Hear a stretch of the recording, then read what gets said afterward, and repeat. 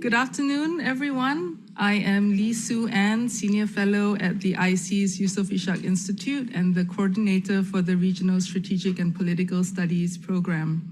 It's my pleasure to welcome all of you, a full room here in person and a large audience online, to this event jointly organized with Carnegie China, focusing on China-Southeast Asia relations in a changing world.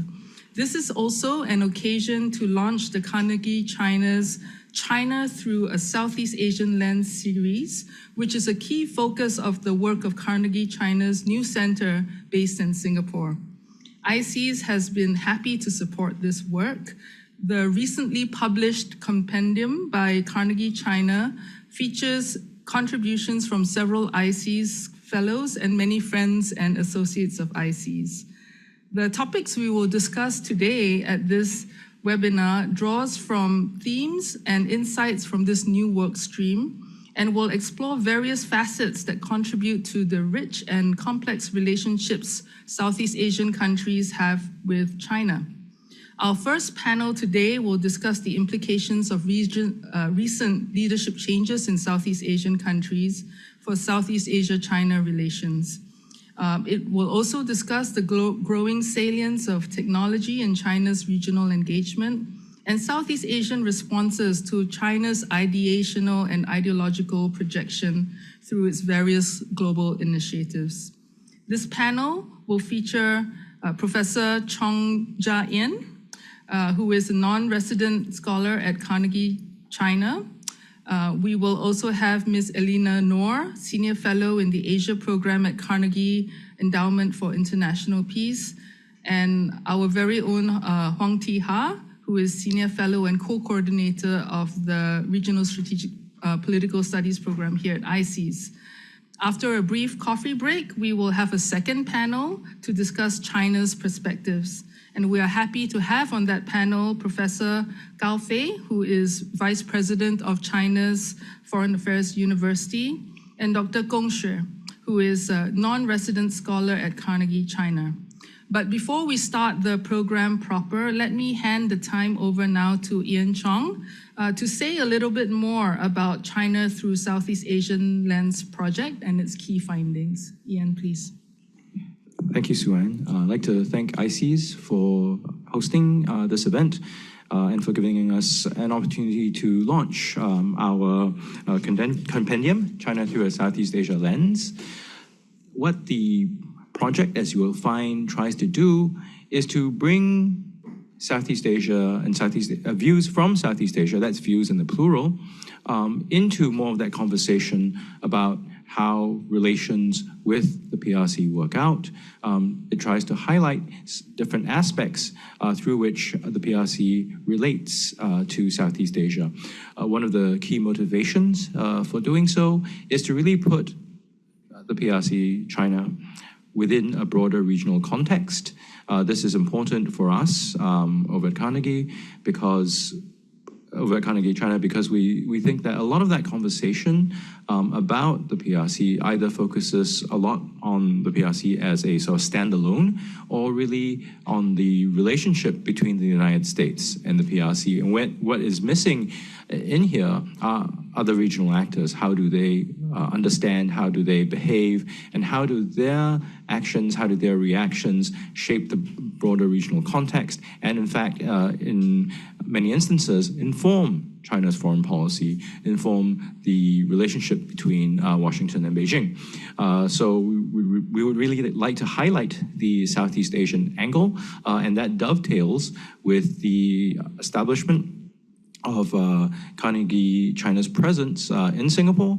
So moving forward, you'll find that we will probably have more, you'll see more and more of our activities here as that matures. But that aside, I think just to highlight some of the key findings from the compendium, I mean, you have it before you, but I think what is important and sometimes missed is that there is a wide variety of views about the PRC and also about many different issues in Southeast Asia. And this variation is not just across countries, so definitely countries have different national positions, they have different understandings, but within countries as well, there's a significant level of variation. And as political systems evolve, as different currents of politics and different individuals come to the fore and some recede into the background a little bit, you'll find that these differences are salient in terms of how different Southeast Asian states relate to the PRC and the wider world. So in this sense, we are trying to highlight agency in Southeast Asia, which sometimes tends to be more easily forgotten. I mean, certainly not with this crowd and people in Singapore, but I think in the broader conversation. And at a time where there is likely to be more fluctuation and variation in major power relations, and Southeast Asian states individually and also collectively as the Association for Southeast Asian Nations will inevitably get wrapped up into a lot of this. So I think that calls for better and deeper understanding of how Southeast Asia views China. And just let me stop there and turn things back to Sue-Ann. Thanks. Okay, thank you.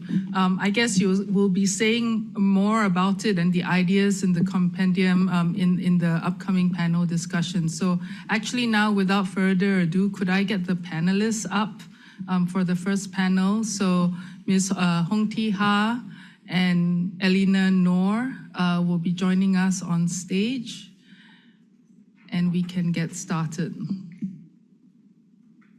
And for those of you online, you can find a copy of the PDF copy of the China Through Southeast Asian Lens Compendium on the Carnegie China website. And you can just, please feel free to download it there. Okay, so we have our panelists on stage. So welcome back. And so just to say that I'm very happy to moderate this and introduce this panel. As I briefly mentioned earlier, this panel will do a deep dive into the various factors that have shaped the complex and multi-dimensional factors in the China-Southeast Asia relationship, and covering leadership changes, the economic and technology interdependencies, and the ideational and normative appeal of China's various global initiatives. Let me say a little bit more about our panelists. On my left is Professor Chong Jia-Yen. Not only is he a non-resident scholar at Carnegie Center, he is also an associate professor of political science at the National University of Singapore. He is a frequent commentator on US-China relations, security and order in the Northeast Asia and Southeast Asia regions, cross-strait relations, and on Taiwan politics. And on his left is Ms. Elena Noor, who is Senior Fellow in the Asia Program at the Carnegie Endowment for International Peace, where she focuses on developments in Southeast Asia, particularly the impact of technology in reshaping power dynamics, governance, and nation building in the region.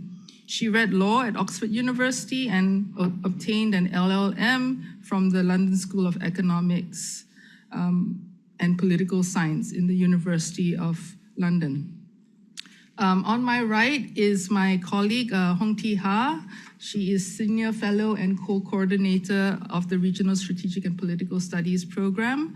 Her research interests include major powers in Southeast Asia, the political security issues in ASEAN, especially the South China Sea disputes, ASEAN human rights cooperation, ASEAN in the Indo-Pacific discourse, and ASEAN's institutional building. Before joining ISEAS, Ms. Hong had previously worked in the ASEAN Secretariat and the Vietnamese Foreign Ministry. Before I hand the floor over to Ian, some housekeeping announcements. Each speaker will speak for about 10 minutes each before we open the floor to Q&A. To our large online audience, please feel free to participate and also type in your questions in the Q&A chat box, and we will try to get to your questions as well. So without further delay, Ian, your presentation, please. Okay. right, thank you very much, Sue-Ann. Yeah, sometimes it's a bit difficult. I don't want to preempt myself too much, so I thought I'd save more of what I have to say during the panel. Hopefully, I hope you can see the presentation's up. Great. So I was asked to talk about the leadership across Southeast Asia. So firstly, I thought, well, that's a bit of a challenge because looking at this room and many of you online, there's a wealth of expertise, and there's very little that I can say about the leaderships of various countries that many of you don't know. I'll touch on some of that towards the end, but what I do think is important to lay out is perhaps some of the broader conditions under which the different leaderships across Southeast Asia, some who have newly come up. I mean, a lot of Southeast Asian countries have had in recent years changes in leadership. You see that in Vietnam, Thailand, Cambodia, Malaysia, of course, the leadership there is trying to consolidate its position. But Singapore, Indonesia has a new president, and the Philippines too. They're looking toward their midterm elections, so a lot of these leadership issues will come up. I won't go over each in detail, but I think what is important to recognize is that there are, among the leaders and also the populations across Southeast Asia, a range of pretty different views of China, very different understandings of what the People's Republic of China means, right? So, oops. Trying to make this work. Sorry. How do I do this? Oh, sorry. Okay. So, okay, there we go. So I thought one of the things that's important to first recognize is the deep linkages between Southeast Asia and China, and also places beyond, right? So whether we're looking at submarine cables, which is the map on your left, whether you're looking at air routes, that's the air traffic density, or whether you're looking at shipping density, that's the map on the far right. All this, when we talk about trade that goes on between various parts of Southeast Asia and China, there are the numbers. Many people see the numbers, but if you think about how physically you get your stuff, when you make an order on Shopee or Taobao or whatever it is, right? How does that item get to your door? Well, there has to be some financial transaction that goes through these submarine cables. There has to be then some physical movement, either by air or by sea, right? So that's how the trade actually works. So what this means is that between China, Southeast Asia, and indeed the rest of the world, a lot of these ties continue to be physical. They aren't just numbers, they aren't just happening virtually on your computers. They are physical, which means to say that they can be potentially disrupted. We saw some of this during COVID, but should there be instability in Southeast Asia, should there be issues of more tension, perhaps with the PRC, these ties can potentially be physically disrupted. And I suppose with the cutting of submarine cables that has come to public attention more in recent times, that gives you a sense, right, of how physically vulnerable some of these connections are. So leaders in Southeast Asia, new or old, this is one of the things that they have to be considering. Of course, we are here in maritime Southeast Asia, so we think a lot about the maritime space, and we think a lot about the South China Sea. But that connectivity, also carries on through mainland Southeast Asia. So if you consider a lot of the railroads that are being planned and proposed, they too link up much of mainland Southeast Asia with the PRC. A lot, but not all, of the financing tends to be from the PRC as well. Some of it is in the form of investment, but a lot of it is also in the form of loans. But this gives you a sense that the physical aspects, right, of connections between different parts of Southeast Asia and China, they aren't just at sea either. And just to sort of further complicate that picture a little bit, if you look at mainland Southeast Asia and you think about the rivers, so rivers are important for livelihoods in a lot of mainland Southeast Asia.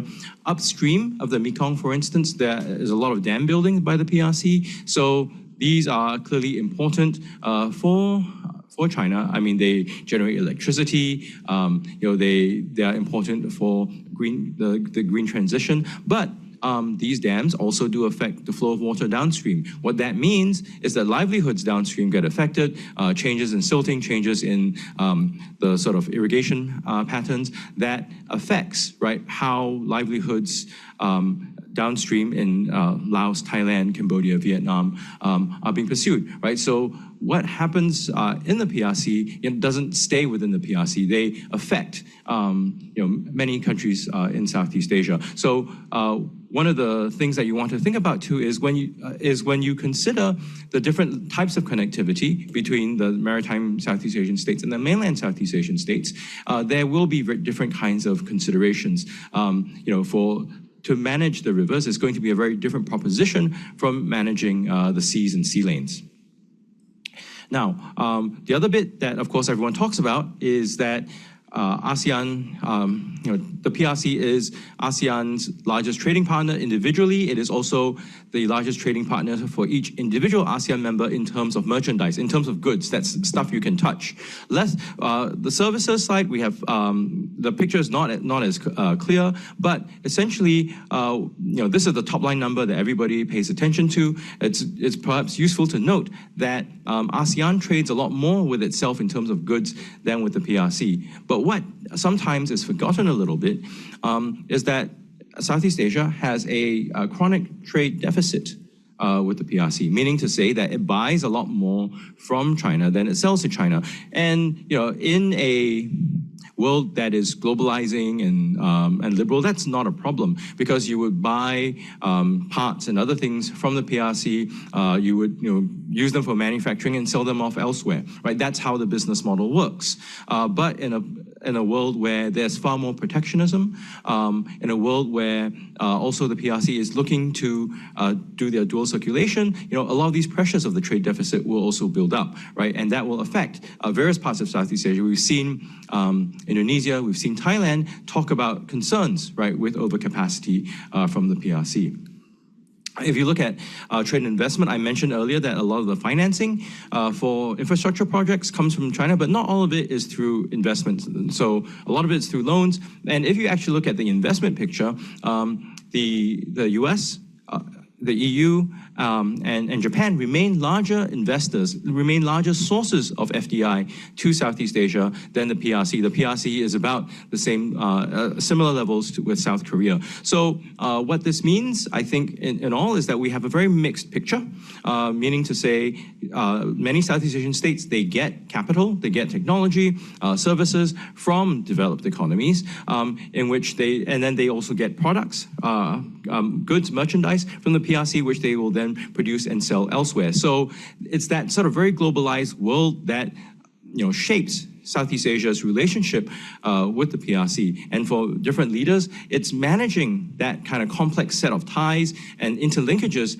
that will be of key concern. So I think sometimes the discussion tends to forget, because they look at the big infrastructure and they forget that the FDI picture looks a bit different from what the common impression ought to be. And these are official figures. I drew these graphs using official figures from ASEAN.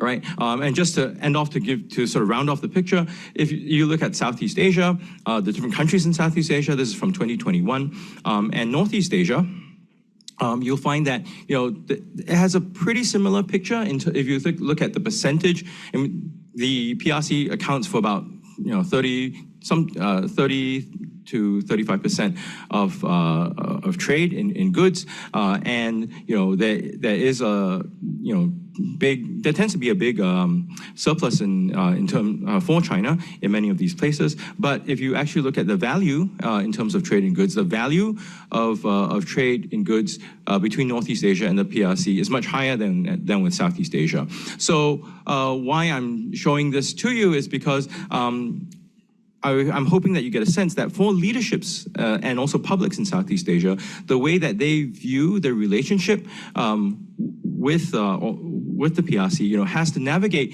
these very different sets of complex relationships and ties. So where does that then bring us to? That's all the slides I have, but where does this bring us to in terms of the leadership? And this is the bit where I'll end off. You have leaders across Southeast Asia who because they've been managing this relationship over the years, they've been very good at working a open, liberalized world. But as we know, the PRC today, whether it's talking about dual circulation, whether you're looking at the United States, whether you're looking at Europe, it's far more protectionist. And that means that this mode of operating, of being the middleman, if you will, of taking goods and investment from one place and sort of repackaging and selling them off to another place, that is going to be more challenged. And depending on the kind of economic structure that each Southeast Asian country has, their answer to addressing these sets of problems will be a bit different. What that means also is that even despite the fact that we're talking about ASEAN centrality, talking about closer economic cooperation within ASEAN, those efforts will be challenged by these very different kinds of impulses and incentive structures that each Southeast Asian state faces and each different Southeast Asian leader faces. So just to end off very finally, if you think about, say, Vietnam, they've been a big beneficiary of the China +1 strategy. They've become a big exporter, but that also means that now they have a huge trade surplus with the US, right? With these industries relocating from the PRC. That could put them very well in the crosshairs of the Trump administration. And you can sort of think about how this affects other countries that benefited from the China +1. So that's the real complication that I think leaderships across Southeast Asia will have to face. I don't think there's a clear one-size-fits-all solution. But I hope that that frames some of the difficulties that we will probably be looking at going forward. Thanks. Okay, thank you, Ian. I thought that was really very useful to lay out some of just the fundamental realities of the multifaceted interactions that we have physically with mainland China, through cables, roads, sea, air, and all of those realities also in terms of the economic dynamics at play. And these are some of the issues and constraints that will actually sort of shape whichever leadership's approach and thinking, right, towards relationship with Southeast Asia. And perhaps later on in the Q&A, we'll get a little bit more to that, to talk about worldviews and inclinations of the different country leaders, perhaps, and where they might take their relationships with China. But let's turn the floor over now to Elena, who will shade in the technology dimension. Elena, thanks. Thank you, Sue-Ann, and thank you to ISEAS for having me here at your beautiful premises. Ian has done all the hard work of preparing beautiful slides for you. I'm going to try to be as useful as he was with 3 points for your consideration. The first is it's really important for us to disaggregate the China-Southeast Asia tech relationship from all the noise that we're hearing in the news. And that noise I'll get to. I'm referring in particular to the great power competition between China and the US and its ramifications in Southeast Asia and for Southeast Asia. But I think it's valuable to just take a look at what's happening between China and Southeast Asia in terms of their technological ties as well as their level of cooperation. Very often we tend to think of this sort of cooperation happening at the government level. And I think a lot of this is shaped by the narrative that China is state-run. Even its state-owned enterprises and private enterprises are dictated by the whims of its government. That may be true to a certain extent in some cases, but I think if you look at the level of tech investments by private corporations in Southeast Asia, you'll see that even though the numbers have dropped off slightly over the past few years, past 1 or 2 years, there still remains a lot of interest by Chinese tech investment firms in the Southeast Asian market. And a lot of that is premised on the growth potential and opportunities of Southeast Asia's burgeoning tech scene, whether it's in digital infrastructure like cables, submarine communication cables that Ian mentioned, or data centers, or in e-commerce platforms. And we all have shopped on some of these e-commerce platforms, many of them underpinned by Chinese giants like Alibaba and Tencent. We all also probably have owned a Huawei phone or a Xiaomi phone. And so the level of Chinese technology in Southeast Asia cuts across all sorts of different technological infrastructure, but also in terms of applications, software, and other platforms like e-commerce and social media. This intricacy of these networks is interesting to study on its own, apart and separate from this great power competition lens. If you look at what's driving this level of interest and cooperation that flows both ways, I might add, it's just basic demand and supply. There is demand from within Southeast Asia, driven by governments' own policies and strategies related to digital transformation, that is supported by the investment ecosystem, that is also buttressed by an increasingly interested consumer market. So you have this triad of interest that is shaping a lot of this demand for digitalization, whether it's from China, the United States, or elsewhere. It just so happens that in many cases, China responds quite well to local demand, and it does so at a reasonably good quality, actually quite good quality in many instances, and importantly, for this part of the world, at a relatively good price. So if you remember the whole 5G controversy a few years ago in the region, and some of the geopolitical underpinnings of that controversy, if you unpack that whole debate a little, you'll see that a lot of it was driven by demand from governments trying to respond to the demands of their populations.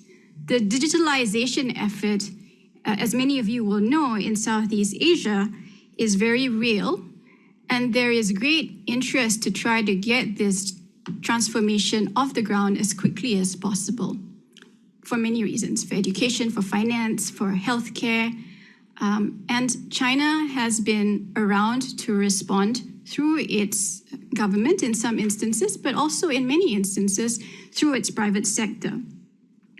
Even at the ASEAN level, China, as with other dialogue partners, has contributed to capacity building, training, and upskilling, particularly of the youth of Southeast Asia. So a lot of digital skills have been transferred. It's not just technology transfer that is in demand, but it's knowledge transfer in this digital realm that China has been responding to. So for example, the ASEAN Foundation and Huawei, they signed an MOU a few years ago in 2021 to create what is called the ASEAN Seeds for the Future initiative. And you have cybersecurity centers that have popped up in places like Malaysia and Indonesia that have been supported by companies like Huawei as well. So again, I just want to impress upon you that there are multiple levels to this effort and this collaboration between China and Southeast Asia, quite separate and apart from everything else around it. Second point relates to the fact that, and I'm going to slowly inch towards the geopolitical competition that seems to be the sexy component of this discussion. We have time, by the way. You can take more time. I'm going to try to be brief because it is after lunch after all. So second point is this, that behind some of these efforts to upskill youths, to provide the cybersecurity infrastructure, to provide other hard infrastructure like submarine cables, there have been efforts by other parties to undermine some of that relationship between China and Southeast Asia. A lot of it driven by geopolitical interests, and a lot of this led by the United States. And I'm being very blunt about this, and not all of this information is out there for you to look up if you're interested. Some of that concern about national security, vulnerabilities, and risks is justified, it's valid, but these are risks and vulnerabilities that are also faced by countries in the region from other dialogue partners as well, many of whom have been working with countries in the region for a long period of time. The hype has only been on one side. Now, that said, because of the South China Sea dispute and territorial and maritime rights claims by different parties, including China in the region, I think some of these concerns are particularly heightened. So, for example, there has been a long-standing cyber operation campaign, you might call it an espionage campaign, that has been paralleling the South China Sea dispute and the maritime domain in the cyber domain. And if you consider some of the infrastructure that Southeast Asian governments have anchored to some of these Chinese companies, then perhaps this is also a concern that needs to be taken more seriously by Southeast Asian governments. I want to return to my original assertion in this second point of mine, that these are risks and vulnerabilities that countries face from all dialogue partners. Some of those risks are heightened because of a dispute like the South China Sea, but many governments in the region have assessed that these are risks, and I've actually publicly came out to say that these are risks that they face similarly, maybe not equally, from other partners providing them this technology. Third and final point, now we get to the great power competition, looming shadow. What kind of Southeast Asian would I be if I didn't talk about the competition over semiconductor chips? But I don't want to belabor this point because we've read all about it in the media. Ian has touched on it. In Southeast Asia, I think we're in for a bit of a rough ride over the next few years, particularly with President Trump coming into office. But it's not only the Trump effect. The strictures that are in place right now, that have been newly instituted in the final waning days of the Biden administration, represent a continuation of bipartisan policy in the United States towards all countries that have some sort of relationship with China. And this is a trend and trajectory that will continue over the next foreseeable decade, years. And we in the region can no longer afford to consider what were once purely economic and commercial considerations separately from these kinds of geopolitical and security tensions. Ian mentioned cables, submarine communication cables. There is plenty of research that's been done on, but that's not been widely reported outside of the technical community regarding cables, about some of the pressures by the United States that have been exerted upon Southeast Asian governments in laying down these cables. For those of you who might not be aware, submarine communication cables are the backbone of the internet, basically, how we communicate with each other. They provide 99% of communication. And if, as Ian mentioned, if anything gets cut, we're all in serious trouble. There's no business as usual. But cables generally have a lifespan of about 20 to 25 years. Many of the cables in our region are aging rapidly. And as a result, there are many interested parties that are looking to lay additional cables in the region to cope with an increasing demand in bandwidth in our region. A lot of this, of course, has to do with the basic building blocks of digital infrastructure and transformation that many of our government's policies are banking on to propel us into the next generation of digitalization. Because these geopolitical pressures are starting to play into commercial decisions many of these cables were previously a product of consortium efforts by industry with some participation by government.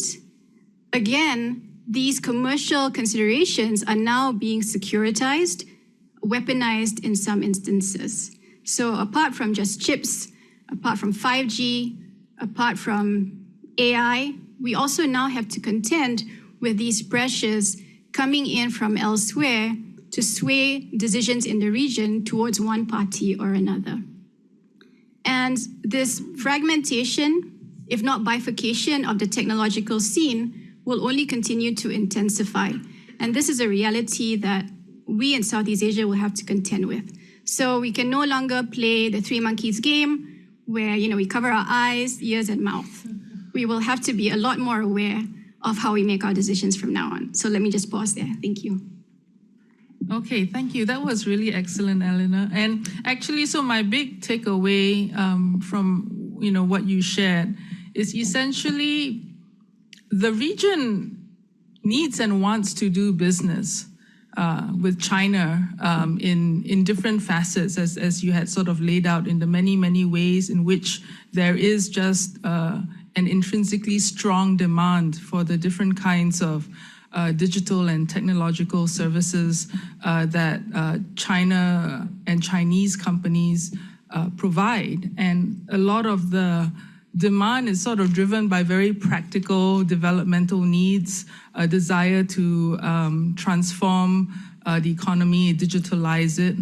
And what is complicating some of these considerations now is the fact that a lot of these issues, because of the geopolitical competition and the geotech competition, have now become securitized and politicized. And so now everyone needs to be politically literate. So maybe that suggests that we will continue to have jobs, maybe.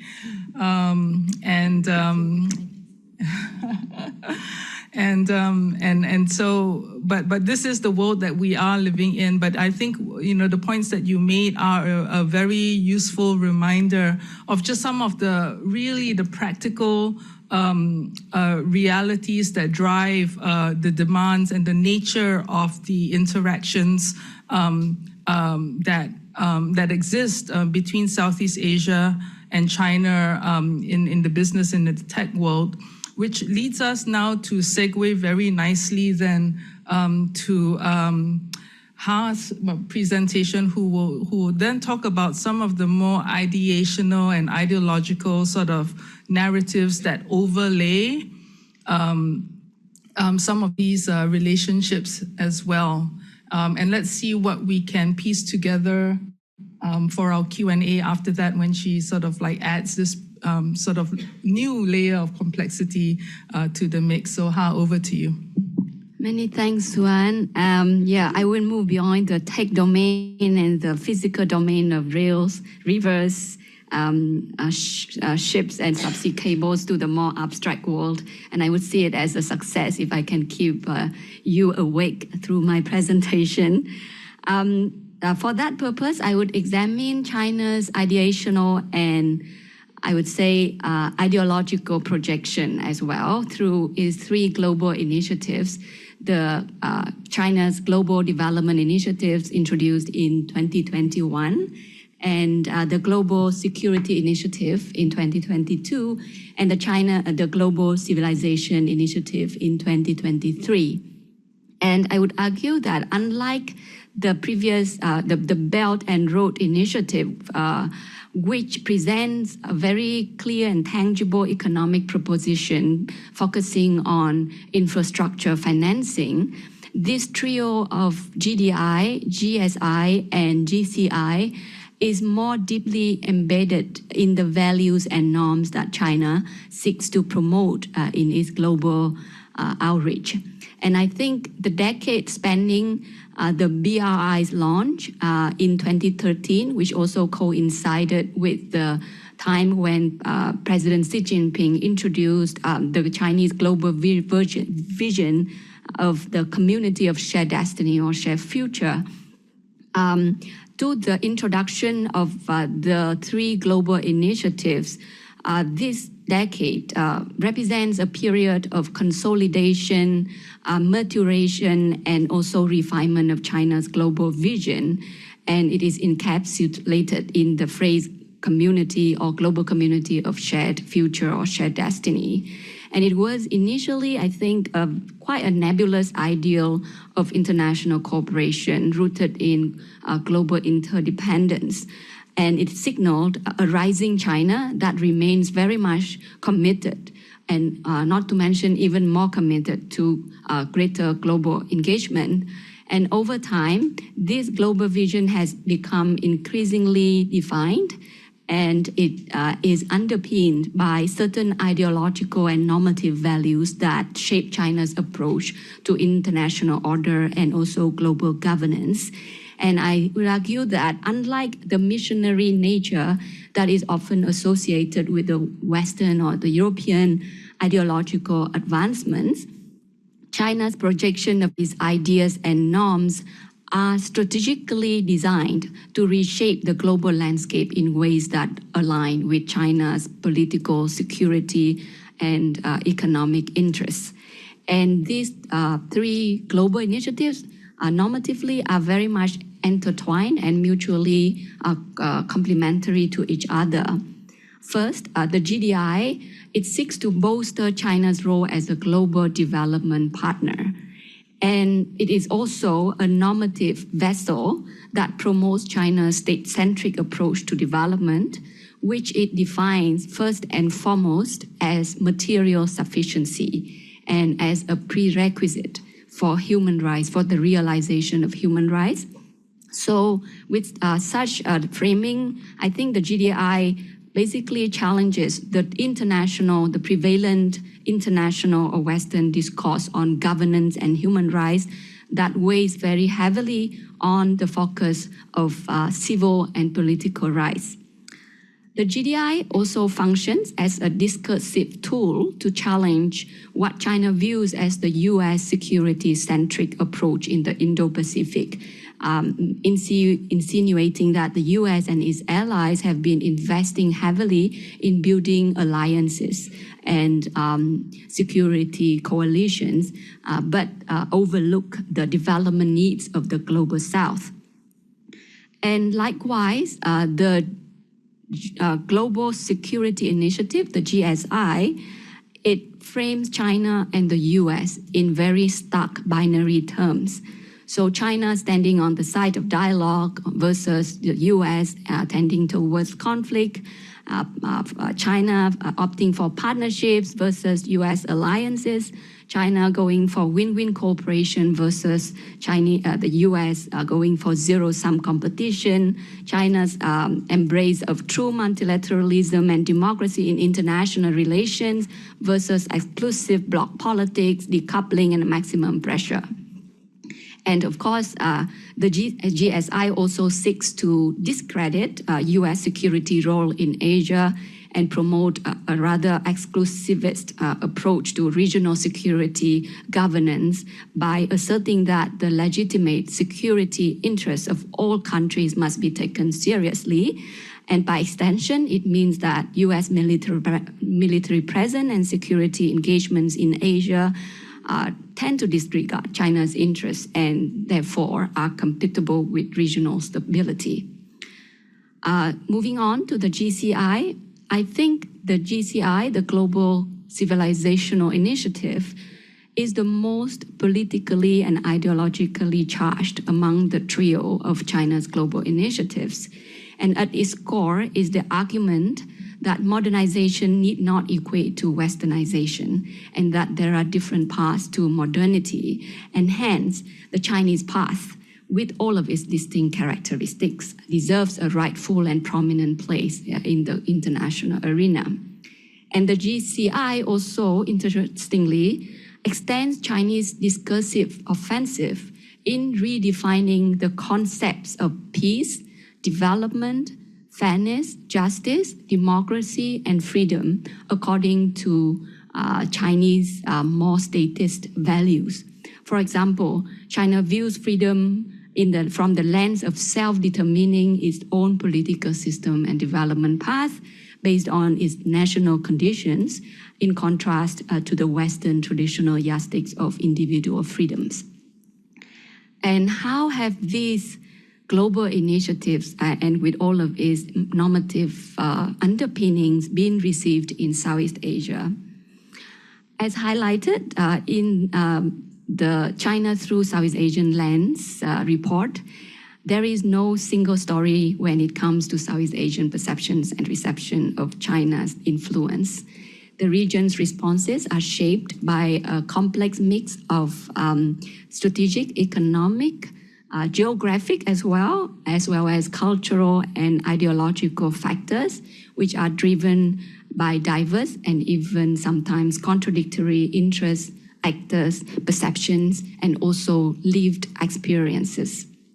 But I would say, broadly speaking, Southeast Asian nations are quite receptive to and supportive of China's norms and ideas, both rhetorically and normatively.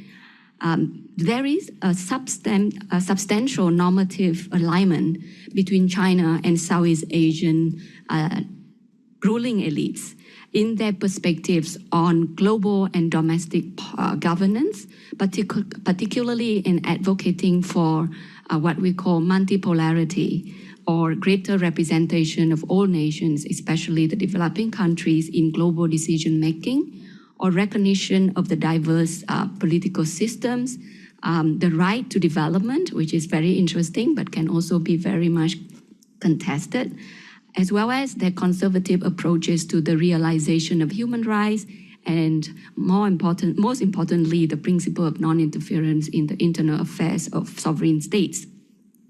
So just to give you some examples, the GDI, the Global Development Initiative's emphasis on development resonates very, very strongly with Southeast Asian governments and leaders who prioritize delivering economic progress in their governance.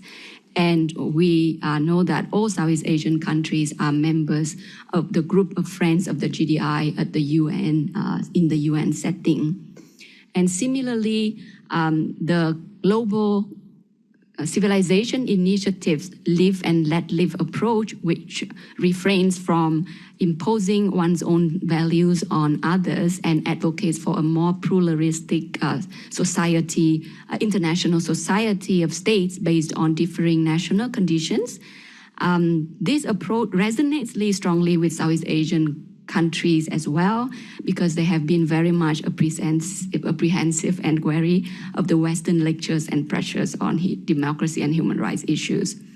And I would also argue, as I have written before, that the GCI actually harks back to the cultural relativism and the non-interference that underpinned the Asian values discourse that was promoted by Malaysia and Singapore in the 1990s. As for the GSI, the Global Security Initiative, the reception has been relatively more cautious compared to the other two, given its entanglement with the geopolitics of today, the US-China strategic rivalry, and also the lack of trust among Southeast Asian countries with regard to China's strategic intent with its increased national power for the region. For example, in the 2023 State of Southeast Asia survey done by our institute, there is quite a bit of ambivalence and caution towards the GSI, with concerns that it may escalate US-China tensions and may force regional countries to choose sides. And 44% lack confidence in its benefits, and 27% express some confidence, and 28 remains quite undecided. So the level of ambivalence is there. So, it remains to be seen whether they could be persuaded both either way. But going down from high politics, the GSI is gaining traction through China's capacity building, export of surveillance systems, and joint patrols targeting transnational crime and protecting China's overseas investments in mainland Southeast Asian countries, especially with those with relatively weak state capacity and where China has significant business interests, such as countries like Cambodia, Laos, and Myanmar. Because the GSI also projects China's state-centric, all-encompassing security approach that includes, first and foremost, political security and regime security. This increasing policy cooperation between China and some Southeast Asian countries also help to guard against political security risks in the host country as well. And I would think that this has extended to the digital domain also, where many Southeast Asian countries have increasingly embraced the concept of digital sovereignty as shown in their domestic laws requiring data localization. And Southeast Asian countries are also among the largest markets of that import China's surveillance technology. At the rhetorical level, if you go through the joint statements during the high-level visits by Chinese leaders to ASEAN countries or by Southeast Asian countries' leaders to ASEAN, to China, we could see that there is quite an increasing embrace of the Chinese discourse and concepts. With the exception of Singapore and the Philippines, most Southeast Asian countries have expressed support and even commendation of China's 3 global initiatives. And we can see it in the joint statement of when President Prabowo visited China last year, or when Prime Minister Anwar of Malaysia visited China last year, and also when Vietnamese president at that time visited China last year.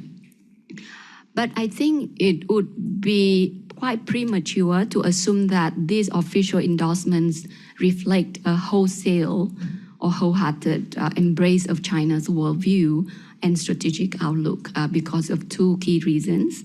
First, as very characteristic of Southeast Asian foreign policy, pragmatism is the key consideration here, because Southeast Asian leaders, they assess the larger picture and recognize the broad benefits of cultivating strong relations with China, even if it means embracing at the rhetorical level the Chinese concepts and ideas.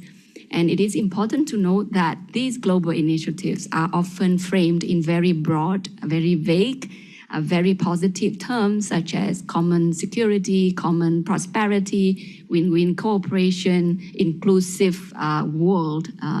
And due to this vague nature, they are easily accepted or embraced at face value.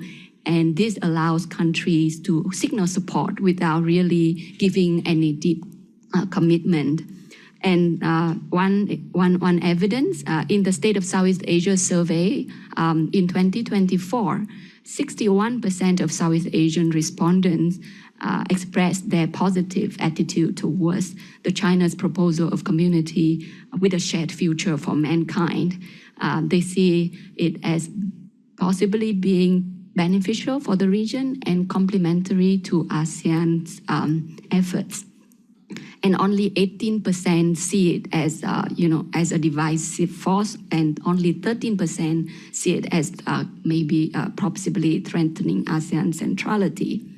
The second reason is that beneath all of these diplomatic gestures and embrace of high-sounding words, anxiety and grievances do simmer, and it reflects the deeper concerns and tensions that are not always publicly expressed.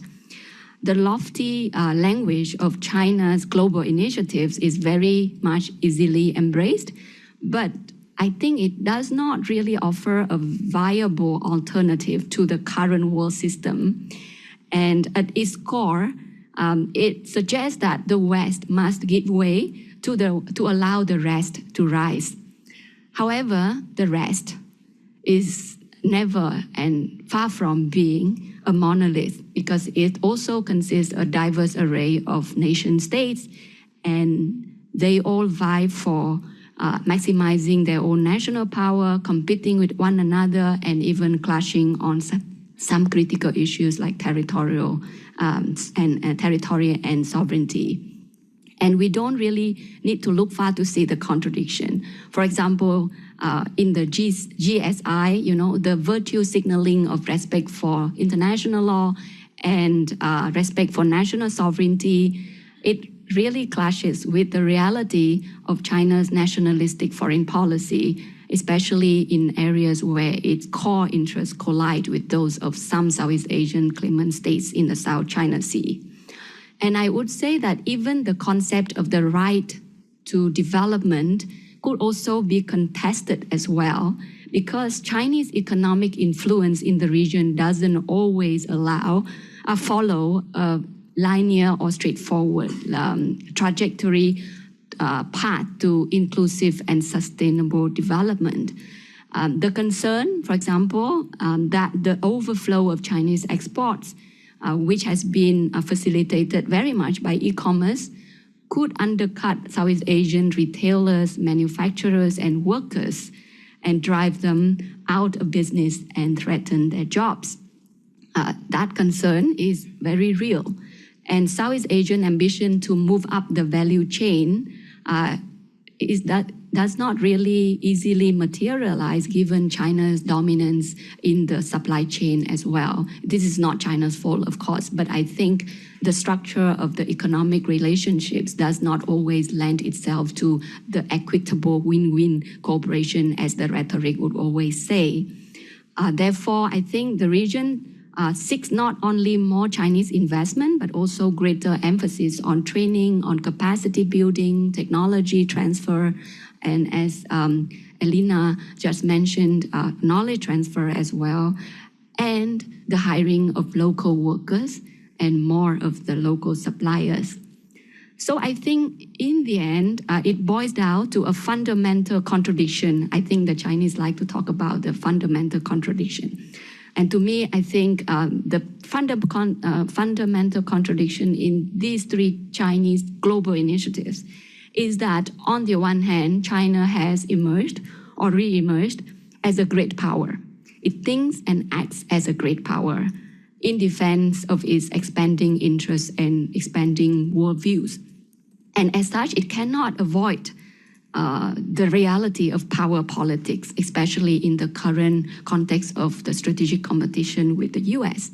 But on the other hand, China wants to project itself as a developing country, as part of the global South, to demand more justice and more democracy in international relations. And so this is the inherent tension in China's global posture. It is a great power navigating the realities of power politics while seeking the solidarity with the global South to challenge existing hierarchies. But within the so-called global South, there exist hierarchies and tensions among nation states as well.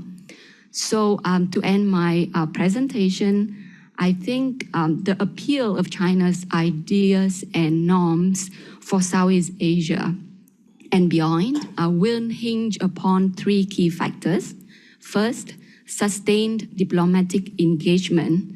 And I think in this area, China excels far exceeding the US and other powers, especially in its outreach and engagement with the global South and Southeast Asia in particularly. Second, the economic success story of China must be sustained, with cascading positive effects to other Southeast Asian countries. And last but not least, the greater restraint of China as a great power that paradoxically should come with the greater national power that China has acquired. And with that, I would like to end my presentation. Thank you. Well, thank you so much, Ha. That was a really very, very rich and comprehensive and actually very deep sort of discussion on China's ideational and appeal, and actually just the different sort of like nuances to it. There's just so much there to unpack, but I won't even begin to sort of like summarize what you shared. We do have about 15 to 20 minutes of Q&A here, and also just our online audience too. I encourage you to send in your questions if you have any. But do you have any questions from the floor for our panelists? Please, can I take the first question?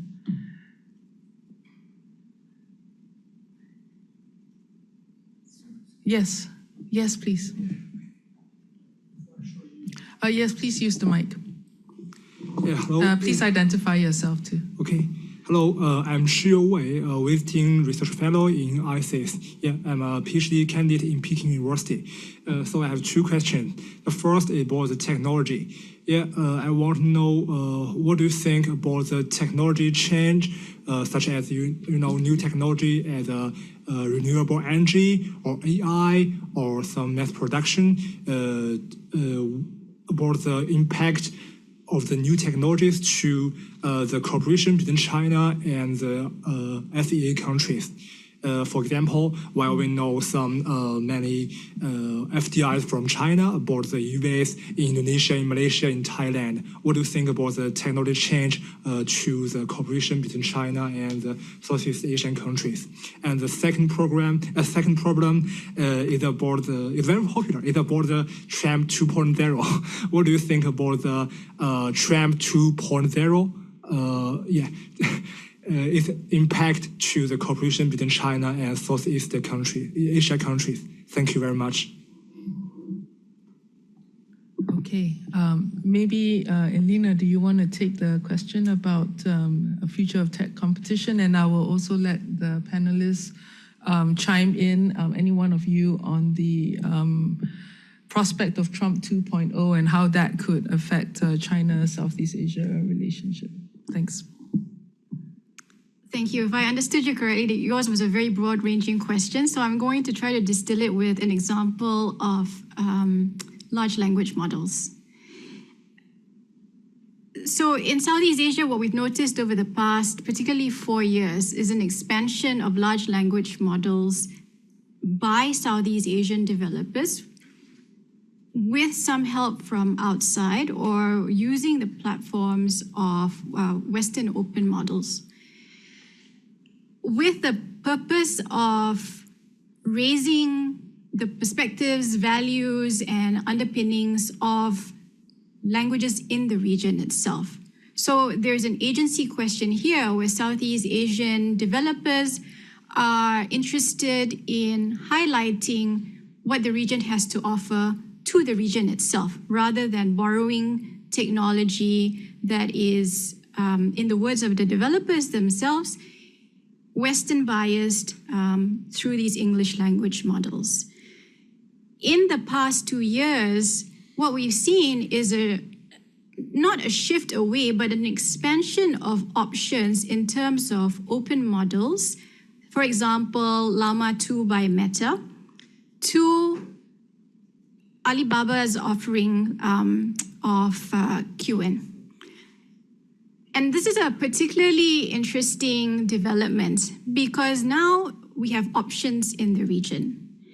And these options are taken not for ideological reasons, but purely for practical and pragmatic reasons. With that, in terms of not just these models, there is also an inclusion of, I mentioned local languages, but also Chinese is spoken in this region, so Chinese and English are included in some of these regional large language models. I think one of the, I just did a paper on this, so this is a fresh thought in my mind, but one of the questions I think that is starting to come out that we need to ask ourselves in this region is, okay, if the purpose of developing these large language models in the region featuring regional languages is to reduce the bias of English language models, by using Chinese open models, should we also not consider bias from these Chinese models? If there is bias, is this bias towards a PRC system, or is this bias towards other Chinese models that may also be marketed and pitched to the region? I'm thinking in particular of Taiwan here. And so I think these are new questions that we need to be very aware of as we in the region seek to assert, represent our identity and agency with the help of partners from the United States, from China, and elsewhere. I hope that sort of gets to answering your question.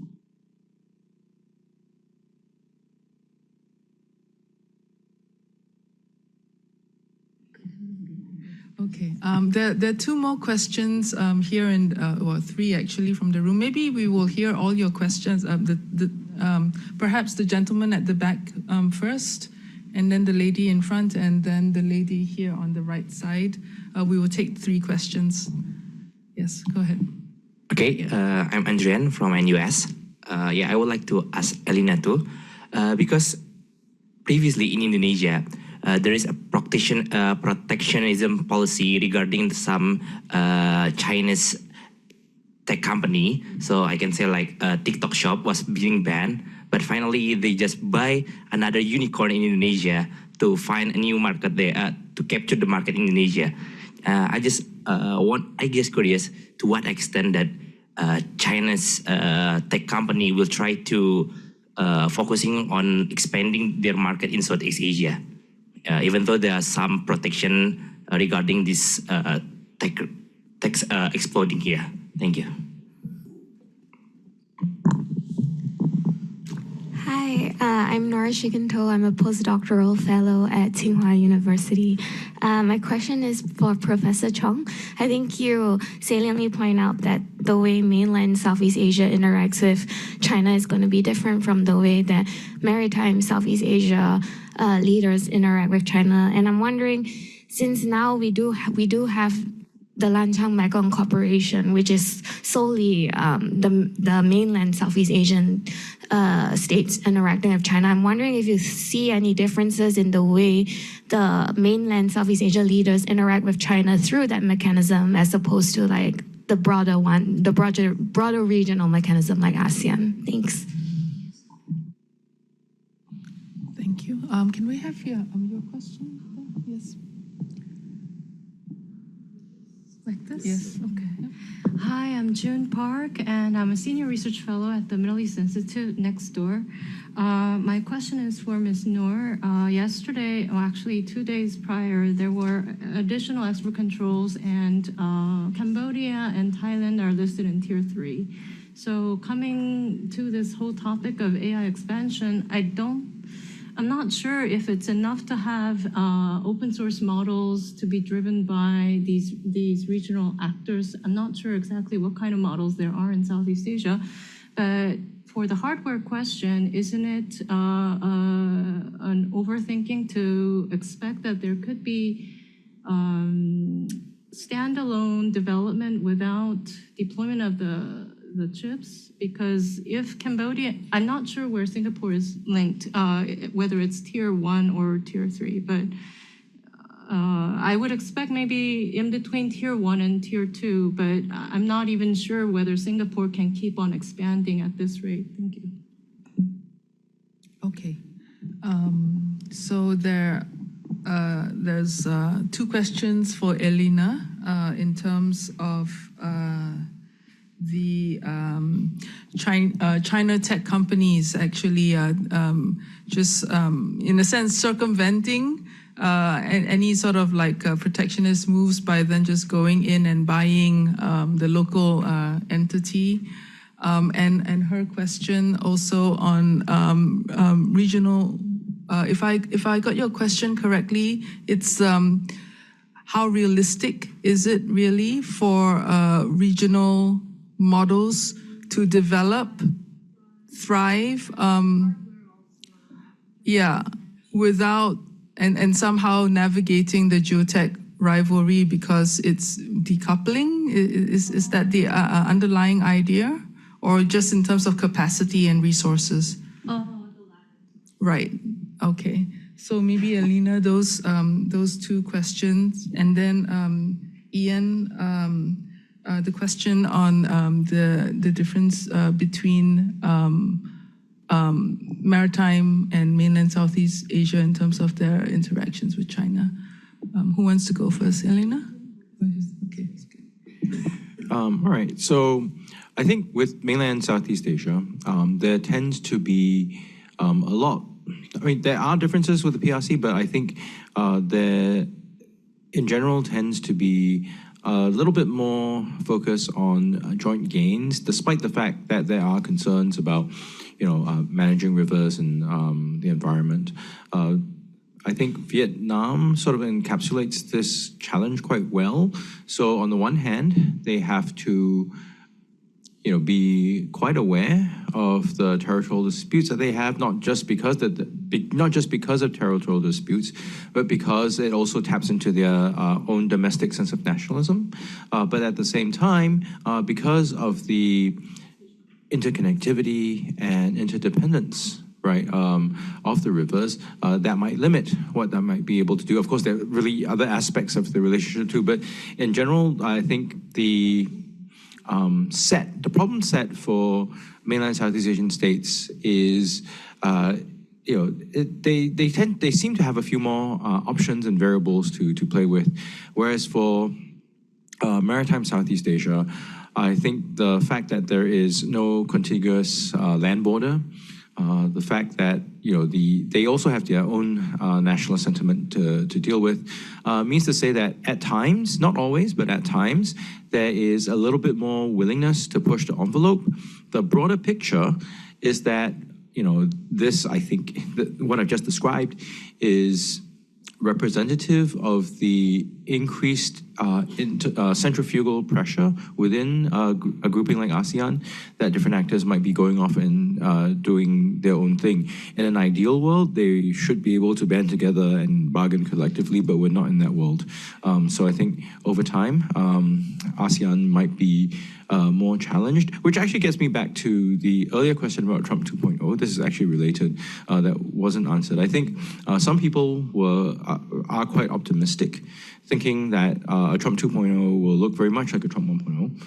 And there we saw things like the China +1 strategies come in that benefited certain economies, Thailand, Vietnam, Indonesia, but that also gave some of them big trade surpluses vis-a-vis the US as industries relocated from the PRC that could put them in the firing line when Trump 2.0 comes up, right? And also the view that there could be some gains to be had, that you could play Beijing against Washington. That assumes that both Washington and Beijing have a degree of mutual accommodation. That might be true under Trump 2.0, but we're not really sure. And what we probably might have under Trump 2.0 is, if you look at the range of advisors that he's brought on board, is quite a lot of policy volatility. So to navigate that becomes a little bit more of a complex proposition. And of course, it is possible that some deal could work out, but it is also possible that things take a turn for the worse, and there could be a lot of change in the interim. So. I just want to lay that on the table. Basically, it's a very unclear picture, and some of the tech stuff that June had talked about will come into play as well, because how you develop your AI and things like that, your access to tech matters, right? Insofar as the PRC and the US might be blocking each other off, that has potential downstream implications for Southeast Asia.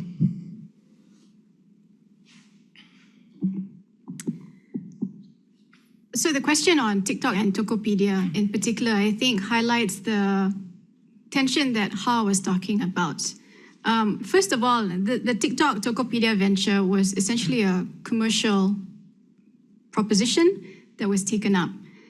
Now, because of the size of both companies and the fact that TikTok is a foreign-owned entity, you have in the shadows this question of what if there are other such deals in the future to circumvent some of the localization requirements or restrictions as was laid out?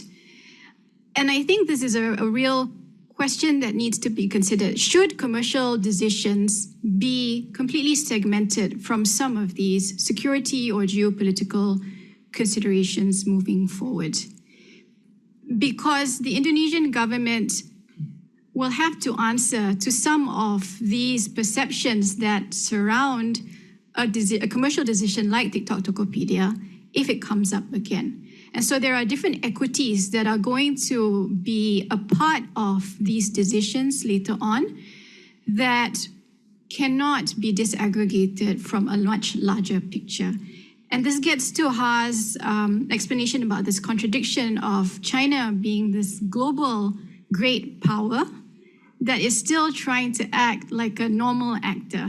And that's why it runs into these problems. So I don't have an answer for you, but I thank you for highlighting that contradiction.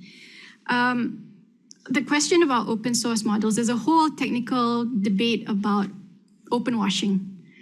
And open models are not really open in many aspects. And some of you probably know this very well, those of you particularly in the technical community. Because Meta's PyTorch, for example, or Google's TensorFlow, they're all, because of the market dominance of these big tech companies, they provide a platform that is useful for burgeoning large language model developers or just even language model developers in a region like Southeast Asia. But you're absolutely right. We just do not have in this region at scale the resources and capacity that other models provide for us. We are only in the initial phase of trying to develop and assert that agency in AI. But there are restrictions, and this AI diffusion policy that the White House released, what was it, 3 days ago or something, is going to make it even more difficult to realize those aspirations. I'm not sure the White House took this into account in terms of the downstream ramifications on partner countries in, what it often calls like sitting on the fence countries in the region. But I think this is something we in Southeast Asia will need to not only take into account, but figure out workarounds as some of these restrictions get even tighter. Okay, great, thank you. We're fast running out of time. We're just gonna take one question from the online audience, and this is for Ha. And it's a question from Apichai. And the question is, how does the recent membership of several ASEAN countries' decision to be partners or to join BRICS and the fact that Indonesia is even gaining full membership, does this signal a tilt towards the China and Global South orientation? And the follow-up question is, how do you think the US and Western countries would respond to this recent flurry of ASEAN countries lining up to join BRICS? Hello, Apichai, and thank you for being a regular audience of our events. But I hope that, Apichai, you also logged into our event on the motivations and perspectives of Southeast Asian countries when they decided to apply to join or to be a partner of BRICS. It was held on 30th of October last year, and we have the event highlights. You can find it on our website, and there I think you will see the full picture of why these countries applied. And to understand the nature of these applications, I think the processes that led to this, or the motivations that led to these applications, is very, very important, because my key takeaway from the event, from the speakers, the experts from Southeast Asian countries, Vietnam, Indonesia, Malaysia, and Thailand, is that the decision was very much leader-led decision and driven by political considerations that are quite separate from geopolitical considerations at all. So for these countries, it's not about bandwagoning with China or Russia, but more is an affirmation or manifestation of their multi-alignment. And the decision was not really a thorough bureaucratic exercise of interagency consultation and thorough cost-benefit analysis, but more like, for example, for the case of President Prabowo, who was very new at that time, and then he just made a U-turn, changed completely the decision that was the position that was sustained since SBY and Jokowi that observed BRICS with cautious interest, but didn't necessarily want to be a member of BRICS. But with Prabowo, who may think that Indonesia is strong and confident enough to be in any multilateral forum without being seen as taking sides. Or for the case of Thailand, it is more, the speaker from Thailand said that, at that time, the Pheu Thai government, which was very new, would like to score a very quick win to gain international optics as well as domestic popularity. In terms of the consequence, unlike many other analysts, I don't really feel that this could be seen as how to say it, strengthening BRICS. Actually, it can strengthen BRICS in terms of rhetoric and posturing, especially virtual signaling, but it will add much more to the inherent tensions and contradictions within BRICS as it gets expanded, and perhaps it will get even more dysfunctional than it is currently now. Thanks. Great, thank you so much. We have run a little bit over time, and so what we're going to do now is to end this panel. Please join me in thanking Ha, Ian, and Elena for a really wonderful panel discussion. We are going to take a short break. So for our online audience, it's also a short screen break for you, and we will reconvene promptly at 4 p.m. Those of you who are with us in person, there are some coffee and snacks out there that you can feel free to bring into the room, and we will start promptly again at 4 p.m. Thank you very much.